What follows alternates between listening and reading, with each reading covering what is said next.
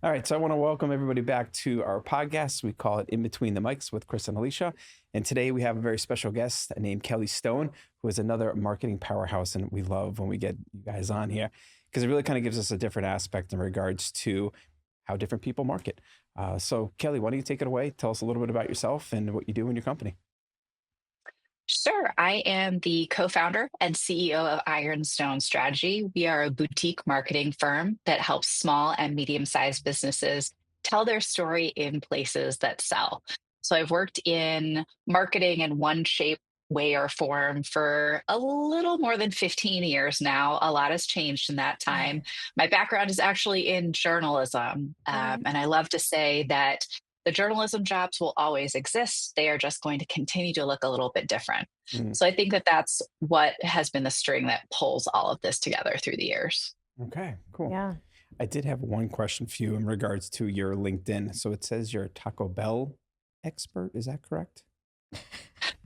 I am. Yes. He read it, and I was like, huge- "Wait, Yeah, I was like, I don't we're know if she works talking. there We're or... we're talking to a Taco Bell expert." Yes. Yes. So I love Taco Bell. My Yeah. username on Peloton is Taco Kel. When I was a kid, I apparently had a Taco Bell dress that I only wore to Taco Bell. Love it. I don't know why, but I'm kind of obsessed. The fact that I live zero point 0.8 miles from a Taco Bell is not an Oh accident. my God, that's amazing. Uh, the reason that you saw that on my profile is I'm an MBA student, Okay. and I recently completed a marketing class where you had to pick a product to market. Naturally, I chose the Crunch Wrap, which is one of Taco Bell's most iconic items. hmm And I know a guy who was the head of social at Taco Bell. I greatly admire this person, and he has left that position. So I thought, if that position is open, I have some very valuable research for Taco Bell that I posted Yeah. about on LinkedIn.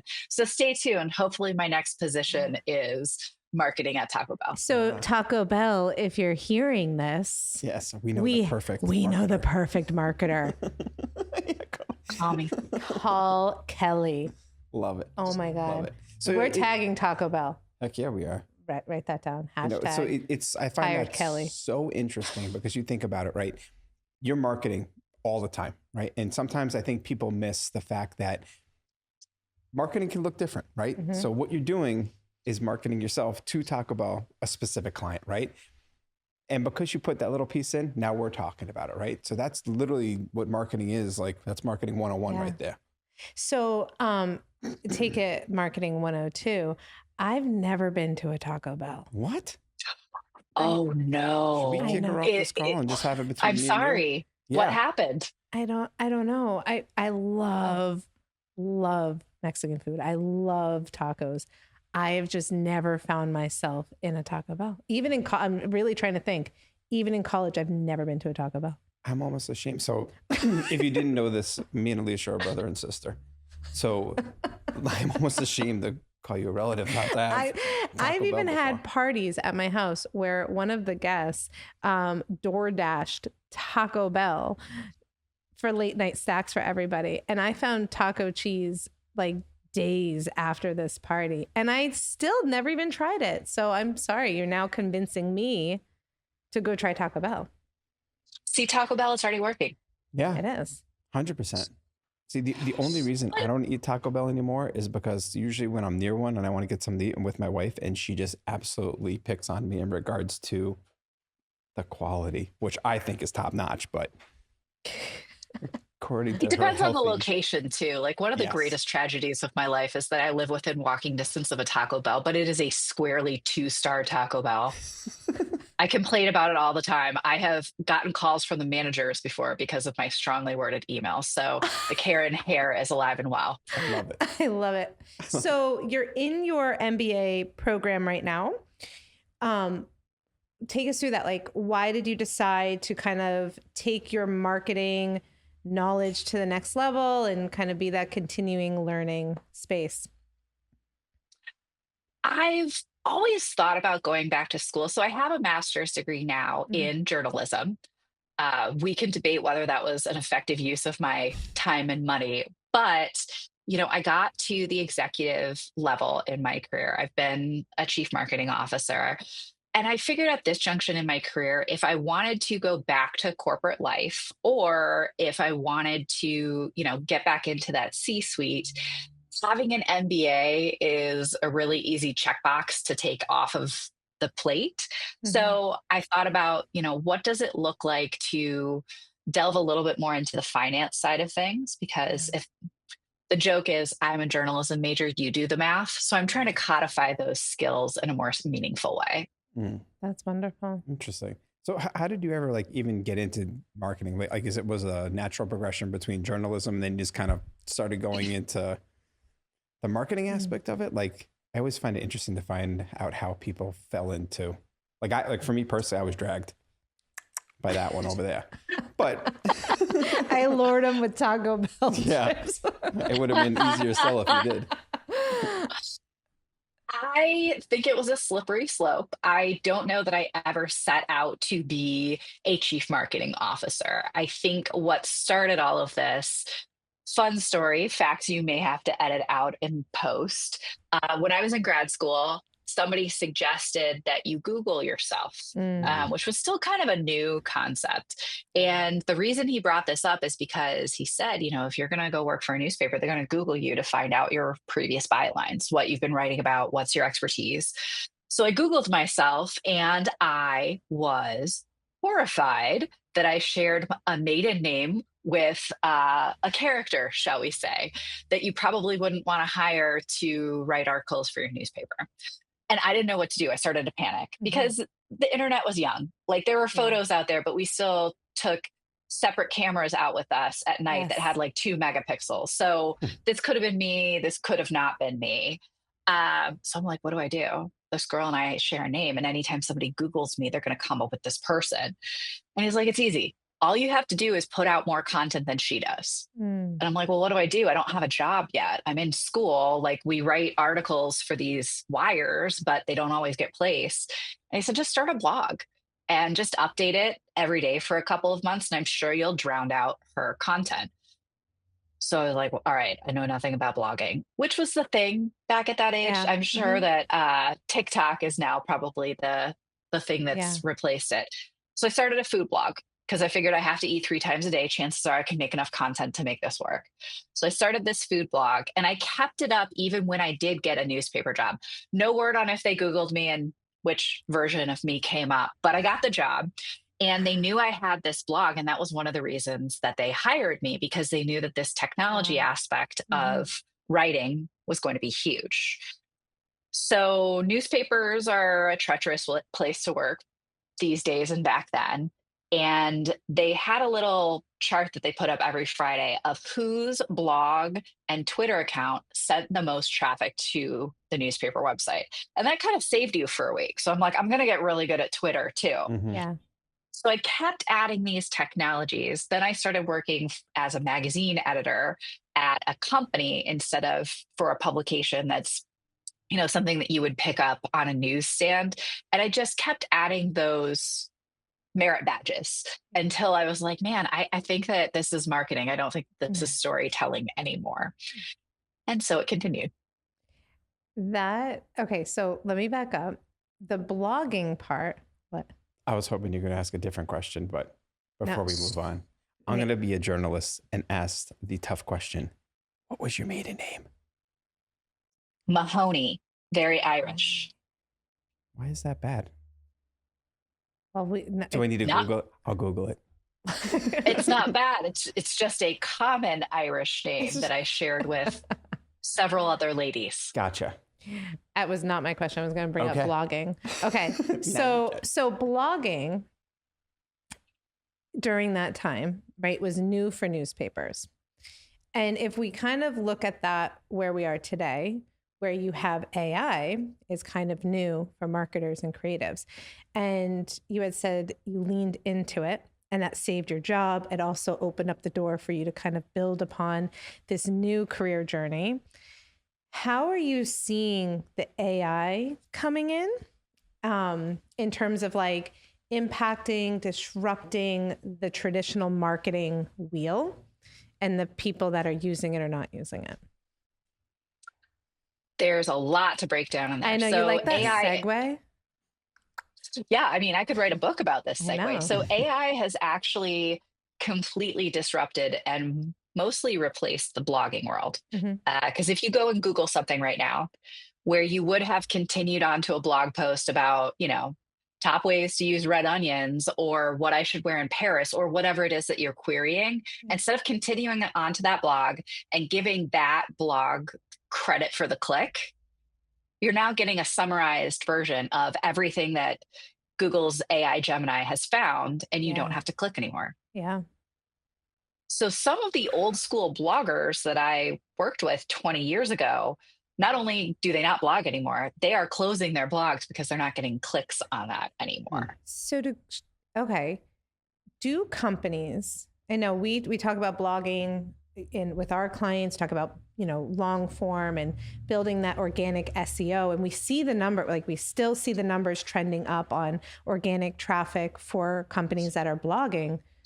What do you see in the next, like, let's say 3 years? Are companies even going to be blogging anymore? Or if they are real people writing it, or they're just having chat write the blogs? Like, what is the future for blogs?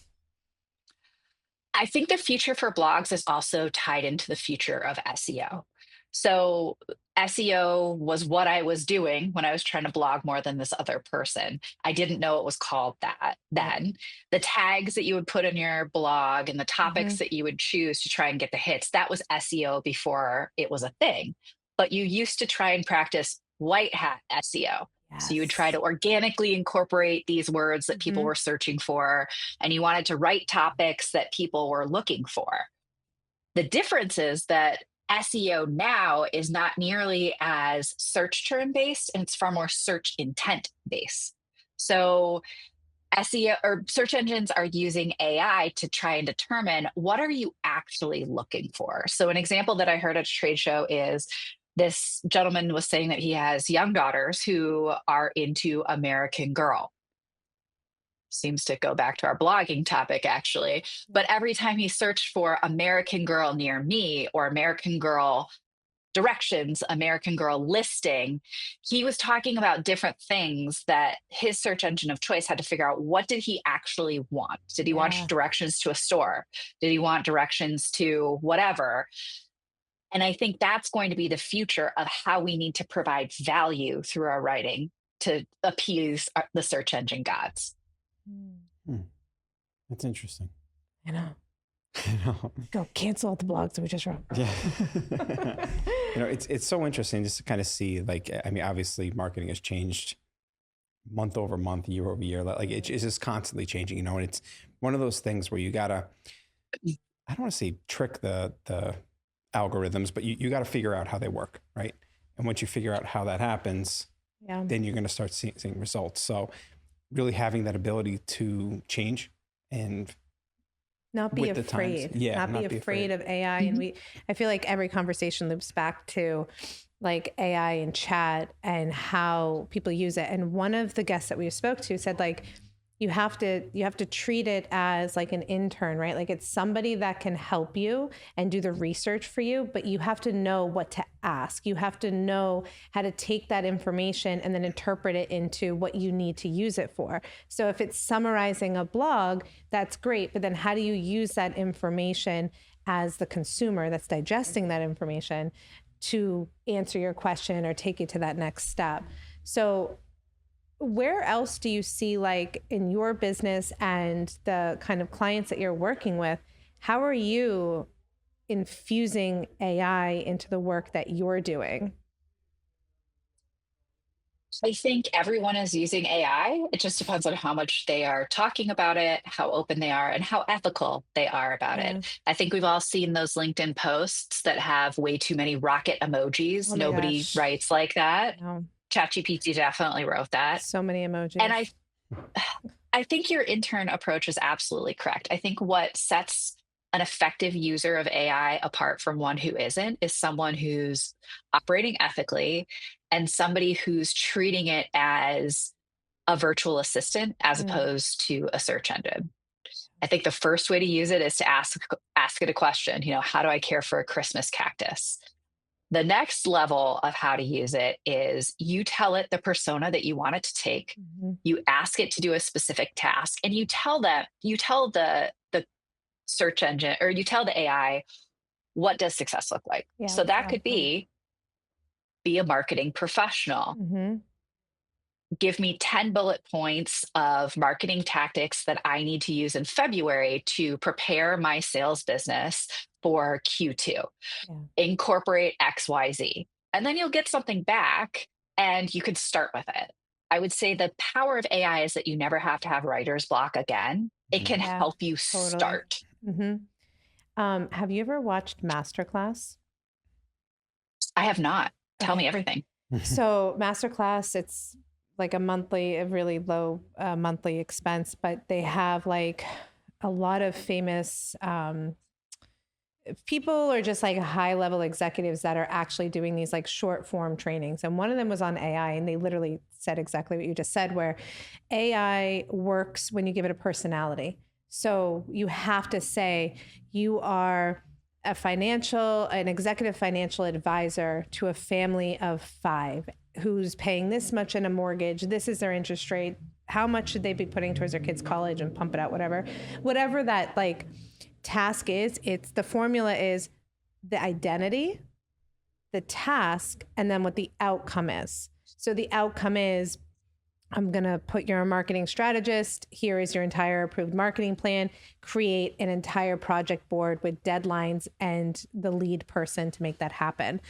And it has to be compatible with this software, right? And then it could do it. But if you don't put those guardrails up, then it's like all over the place. So similar to you, like I think AI and chat is going to be amazing. It already is, and it's a superpower, but we have to like learn how to use it to really guide it into like the direction you need it to go.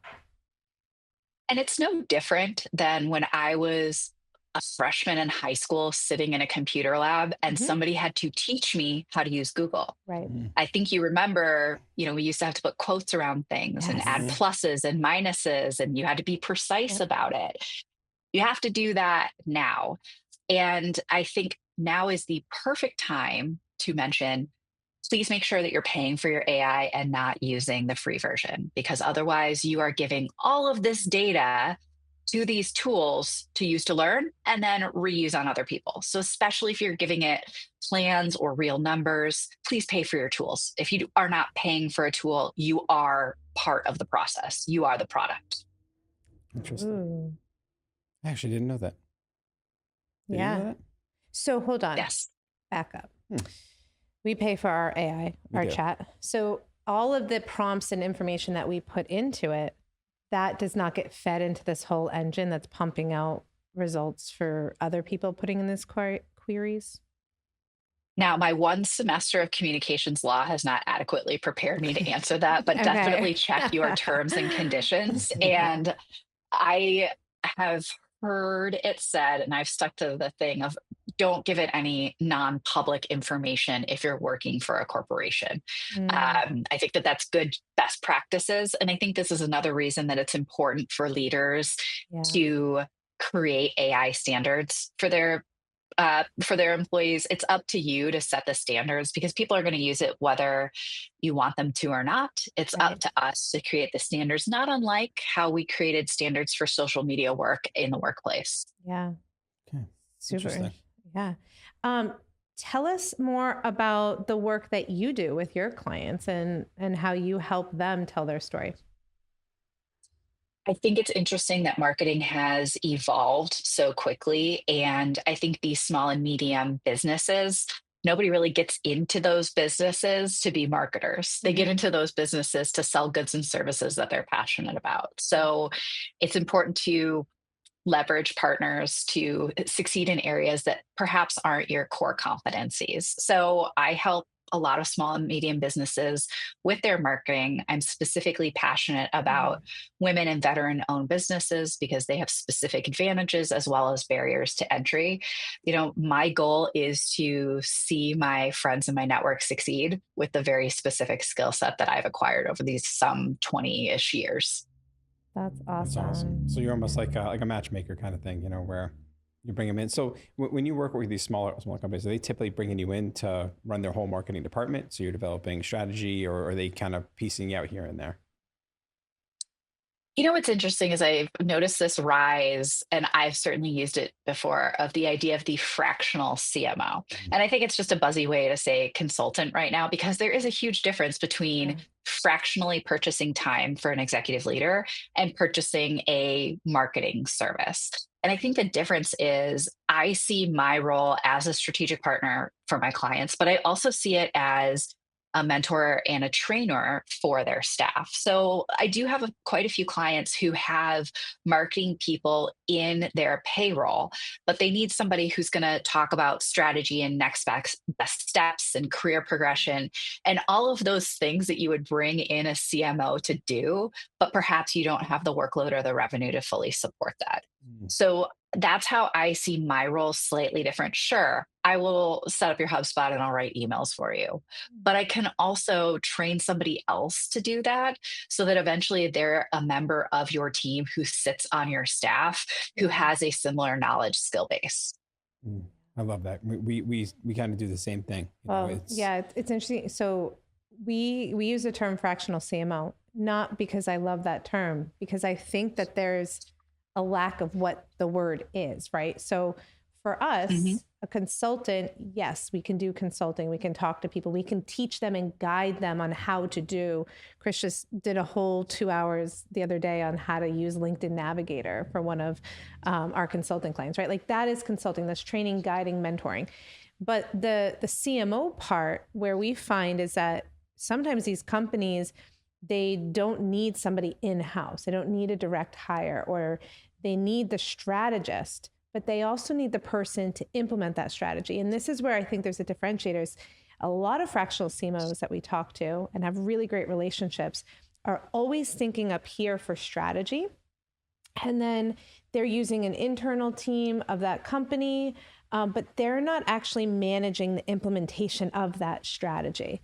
Where we come in is that we think of the strategy, but then we use our collective partners to help implement and train or whatnot. So I don't know, I'm going to make up a word instead of fractional CMO, fractional marketing department. Because marketing agency also is tainted. yeah. I feel like marketing agencies are so big that people get afraid with the word agency because they think it's a Super Bowl ad agency type of thing. I also think it sounds expensive. Yeah. When you say you work with a marketing agency, it's like, well, you think of these massive brands, Yeah. so, and it's interesting. I don't think marketing has to be, I mean, that expensive, when you really kind of dive into what it is that you specifically want to do for your brand, and that's the other thing. I think a lot of times brands, they take a look at everything, and they may not need everything, it just could be bits and pieces here and there that could really kind of put together a strategic plan that's successful. Yeah. And I think that there's a bit of mystery as to what a CMO does Yes. versus a marketing manager, what is truly marketing. And I think we're living in a world where if marketing could be anything, it could be, a pop up Mm-hmm. at the subway, but it could also be a flyer that you get in your email. If it could be anything, it can be hard to define. And if our exposure to marketing is Super Bowl ads and Mad Men, Right. it's hard for people to wrap their head around it. And I think it's also important to note that marketing traditionally does not bring in money at the same percentage or ROI rate as some of the other aspects of your business. Mm-hmm. So if marketing goes bad, it's very easy to see marketing as a cost center as Yes. opposed to a revenue driver. Mm-hmm. Yeah. I love Absolutely. that. I couldn't have said it any better myself, because a Yeah. lot of times we see that, with Mm-hmm. clients, especially if money starts getting tight, usually it's the marketing is the first thing that they cut, which it's interesting because you would almost think vice versa, that, okay, you really need to kind of put a little more effort into marketing to make sure that you're getting the right message across to the right consumer. Yeah. It's And I very, think it's fair to point out there's quite a few charlatans in our industry, a especially lot. when I worked in social media. My favorite joke was, are you good at social media or are you just cute with a lot of followers? Yeah. Yeah. Yeah. Unfortunately, I'm not cute, so I don't have too many Yes, followers. But that's not him. it's not me. And we talk about like generating content, and especially for these smaller businesses, what would you say if money is tight and marketing isn't the revenue driver that they're expecting? What is the one marketing piece that a company should not go without? I don't even know if I could answer that question as I just asked you that, but It's going to be different depending on who your audience is. So nail down that audience first and foremost. Understand who is your ideal client and where do they spend time and money, and go from there. So if I was in finance, it might actually be a financial quarterly magazine. Most of my B2B clients could be very well served by investing in their email. There's a very self serving HubSpot statistic that for every dollar that you invest in understanding email, it'll make $44 back. Again, don't know if that's true. Yeah. Stats aren't my thing. Yeah. But that's something to consider. And, just depending on what kind of product that you're selling, social media might be a good venture for you. It really just depends on how your products are purchased and who buys them where. Yeah. So what's next? Like, as you went journalism, marketing, you're pursuing your MBA, like what's next for you? Besides being like the CMO for Taco Bell, which Taco Bell. And if you ever do get that, I just want to make sure that you remember me, not you so much because you don't know what you're missing, but if you have like a little frequent flyer, like Taco Bell card or something like that. Don't forget me. Well, Alicia, if you ever get Taco Bell delivered to your office, you'll know that I made it. But also, I think that you could use this as a marketing campaign. Is that I have somebody who's never been to Taco Bell, and we're going to put a taco on her plate, and we're going to tell her it came from the local Mexican restaurant, and we're going to have her eat it. It's like the old Pepsi challenge, No, Walmart did this. Walmart did it with steaks, right? They gave everyone steaks, and it was this very high-end restaurant, and people were shocked that they were Walmart steaks. Payless did that, where they had all these influencers go to a Payless store that was done up to look like a boutique. Yes, totally. I saw that one too. Yeah. I'll be your Taco Bell. R.I.P. Payless. Yeah. Sorry. So yes, what is next for you? Yes. So I'm working on my MBA. I want to get that taken care of and, graduate with full honors and prove that I understand math. Where I want to go with my business is I'm at a really good place. I have amazing clients. I, would love to be able to use these skills to help more people, because I do think it's a tough world out there for the small and medium business. And I think that there are things that can be done to help everyone succeed. What kills me is knowing how many businesses out there have great products, great services, and they never get to the right place to sell. Yeah. And to me, that's a tragedy. That is hurting our economy. That's hurting my neighbors. That's hurting my friends. I want to be a part of that solution, because we're so close. When you have that great product, you just need to get it out there. Yeah. That's awesome. I love that. Yeah. Cool. And the reason why they started that product is also the coolest thing, right? That nobody gets to see all those really neat stories and why they created it. All right. Ask your questions. Cool. No, that pretty much is, I think we touched a lot of other things. So why don't we take a step back for real quick and have yourself kind of let our followers know how they can find you and contact you and reach out. Absolutely. My business is Ironstone Strategy. You can find me on LinkedIn. I am Kelly Stone. There are a few, so look for this face. And my business is also on LinkedIn, and you can email me at info@ironstonestrategy.com. Love it. Awesome. Well, Kelly, we can't thank you enough for you taking the time to talk with us in regards to this stuff. We really enjoy sharing this information with our followers. I really feel like even these little nuggets, if they could take away one nugget from each conversation we had, I feel like we would be doing. These businesses would thrive. Yeah. Agree. Right. So, telling the stories. Thank you so much, Kelly. This has been incredible.